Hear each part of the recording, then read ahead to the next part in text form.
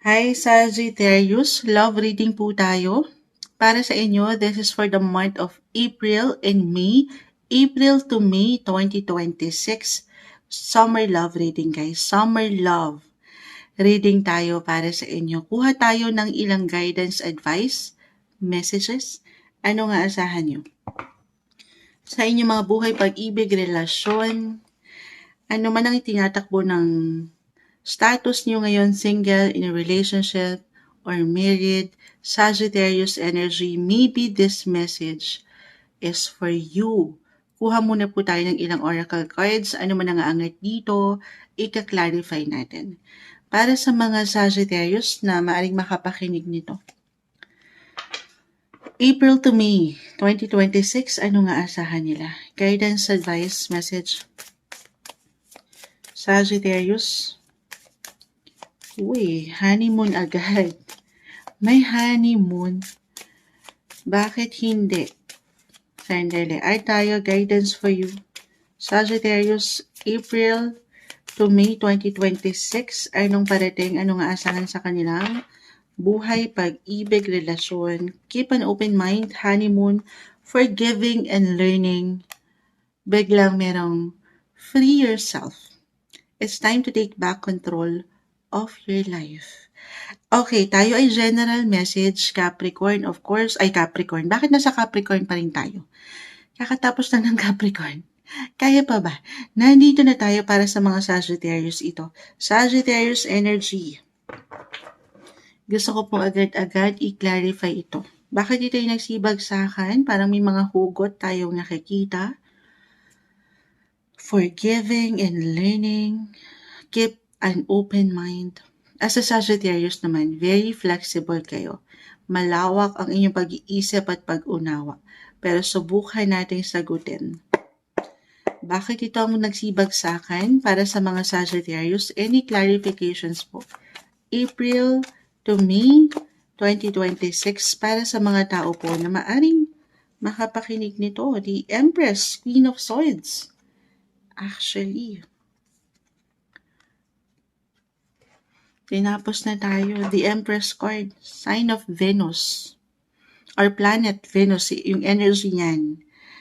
Mukhang kailangan natin silipin. Siyempre pa kapag love reading, sisilipin natin astrologically kung nasan si Venus.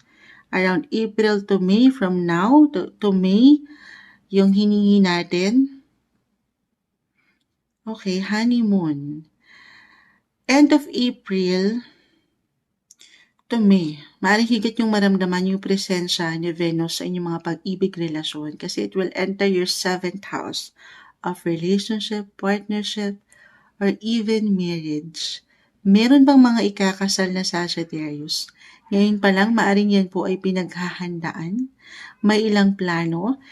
Maaring merong marriage proposal. Para po ito sa ilan na pinagtibay na rin ang pagkakataon ng panahon, sinubok na kayo ng buhay together. Maaring meron kayong matanggap. Ito yon, na balita, impormasyon, boses. Merong expression or revelation.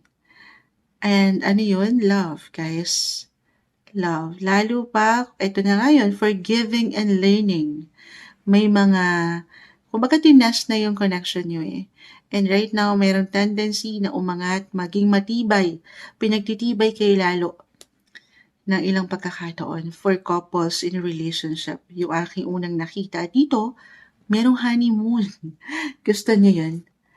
Enjoy the bliss of holiday time together. May travel ba kayo? Couples in a relationship para higit yung maramdaman ang enerhiya ng bawat isa. Speaking of energy, right now, yes, this month, April, it will enter itong si Mars, the planet of energy, it will enter your 5th house of romance, love life. Kung ready na kayo, ito na naman tayo, single, and ready to mingle. Nag-iinit po ang inyong mga buhay, pag-ibig, relasyon. Yes, kung ready na kayo, kumbaga ready na to move forward, looking forward na kayo sa isang tao. Actually, dalawa yung nakikita ko guys. I feel sa inyong baraha na merong chance, single. Merong tayong nakikitang potential na merong someone na mag-reconnect or forgiving and learning. As you release and heal the past, you experience more love in your present moments. So, merong dalawa lang. It could be someone new for single or someone from the past. It could be an ex-lover, ready to forgive and forget, moving forward. Merong reconnection with an old love. Yes po. Dito mas magiging bukas na kayo kasi meron na kayong natutunan sa relasyon. Higit na kayo pinagtibay, sabi ko nga, ng ilang pagkakataon, ha? And for some of you, free yourself. So tayo ay general message na parang hindi na to kaya, parang hindi ko na nakikita yung sarili ko sa taong ito, sa nakalipas, then maybe it's time to move forward talaga. Kasi may mga bago akong simula na nakikita para sa inyo. Umaangat yung energy kung ready lang kayo around April to May, ito yon ngayon, merong someone. Yes, you could meet someone new if you are single.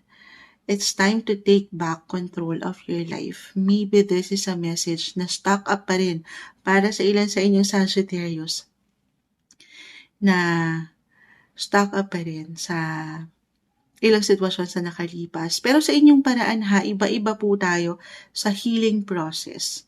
Kung meron kayong pinagdaanan na hindi kagaanan, maybe this is a reminder to take back control of your life. The Empress card, di nyo pa man to ma-realize, umaangat ang inyong mga kagandahan, kakisigan, yung spark, yung inyong mga charm, higit kayong magiging magnetic April to May. Guys, summer kasi, no? Nag-iinit. Love is in the air. Yes po. Maaring merong someone. Mag-create kayo ng bagong memories together, kung kayo couples na. New beginnings. Mas malalim ngayon, mas may hugot kasi nakikita ko yung mga pinagdaanan na rin ng ilan sa inyo. Okay. If you're single, ayun na nga. Reconnect, keep an open mind, connect with your friends, your circle. Kasi isa rin yan, astrologically, papasok rin ang yung mga 5th house na kanina ko pa binamension pagdating sa inyong mga love life. Nag-iinit. Napakagandang pagkakataon, April to May, to get to know someone. If you're ready lang naman. Physically, mentally, emotionally, of course, you have to be ready. Para hindi tayo maging unfair, hindi lang sa tao na pwede nyo makilala, pero sa inyong mga sarili. Ang relasyon na ito, free yourself as a Sagittarius, ayaw nyo kasi nang may pagkasakali. Very free-spirited kayo. So gusto nyo yung merong laya, na kahit nasa isang relasyon kayo, ano yung kalayaan, yung ideya ng kalayaan, na walang pagbabawal, na walang control, na walang limitasyon. Maybe yun yung love na hinahanap din ng ilan. At yun yung love na hindi imposibleng matanggap nyo, ma-receive nyo, or makilala nyo this time, April to May. Okay? Huwag lang kayo magiging agad-agad padalos-dalos sa decision. Ayan. Kasi I feel na baka angat pa lang ito kung wala mong masyadong experience sa love or wala pa kayong masyadong na pagdadaanan. Keep an open mind. Your soulmate may differ from your usual type and expectations. Huwag lang magpapadalos-dalos, especially single, nandito sa dating stage. Again, Mars, planet of energy, right now, nasa inyong mga 5th, mag-enter pa lang siya ngayong April, May. Yes, kasi by the time na pinapanood niyo ito, wala pa si Mars sa inyong mga 5th house. But regardless, dito rin sa ilang baraha, may pagka-reckless kasi si Mare, si Planet Mars. So pagdating sa relasyon, it's okay to have fun, enjoy, kumilala ng someone. Wag lang magpapadalos-dalos.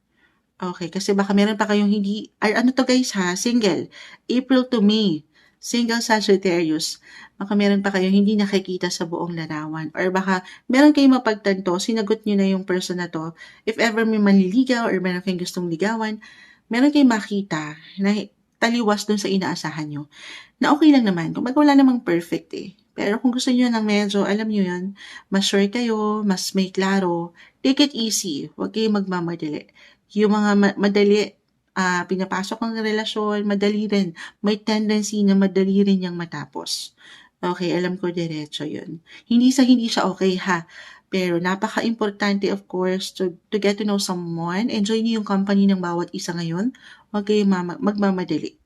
Okay, na-mention ko na rin sa fifth house. Again, kanina ko pa na-mention, napakalawak po niyan.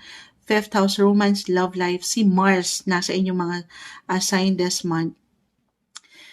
The Empress card, guys. Fifth house, astrologically, house of children po yan. Pregnancy. On fire. Physically, emotionally, andyan yung affection. Maaring ang cravings nyo ngayon. I love. On fire. Nag-iinit. Summer love kasi tayo, yung reading natin. The Empress card. Umangat pa. Ito po ay kusang umaangat ha. Para sa ilan tayo po ay live na live. Minsan may mga nagtatanong, Moonshot, mabubuntis ba ako ngayong taon? Or ano, I do not accommodate pregnancy questions. Hindi po ako isang medical advisor.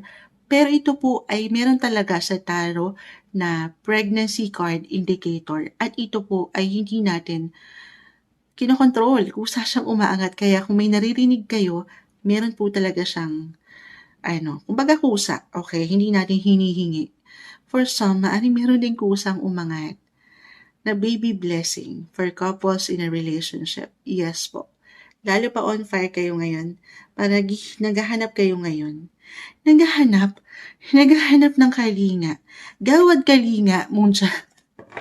Hindi, I feel hindi nyo pa man ma-realize ang cravings nyo ngayon. I love. Yes. Honeymoon na nga Kita nyo, honeymoon. Hindi imposible na meron pong baby blessing. Kung ito naman ay nilulook forward na ng ilan sa inyo, it's a blessing. Diba? Pero kung hindi pa kayo ready, of course, no bashing. Just for fun.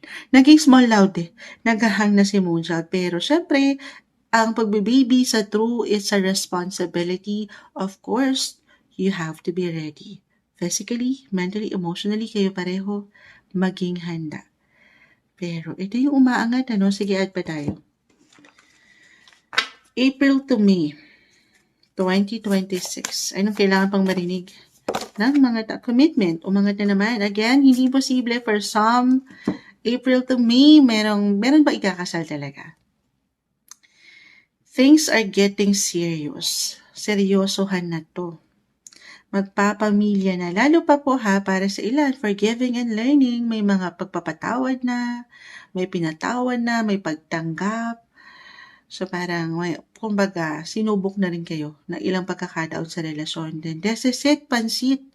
Para sa hinaba-haba ng prosesyon, this time, mas seryoso na. Mas gusto niyo pang i-level up yung connection.